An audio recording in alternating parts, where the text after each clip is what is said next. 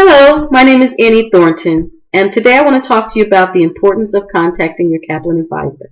Now that you've taken the diagnostic, it's important to contact your advisor in order to put together your personalized calendar.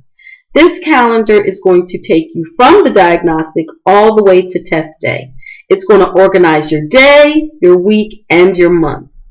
Personally, my calendar has kept me on track to test day. I'm so excited that I was able to have this calendar. Now, what you want to do is decide what score you want and how long is it going to take you to get to that score where you feel confident that when you sit down and take the USMLE, you are ready. So please call your Kaplan advisor today. They will talk to you via telephone or they'll Skype with you, and you can relay any information you want to them to help put this schedule together. Good luck, and I pray you get the score you want.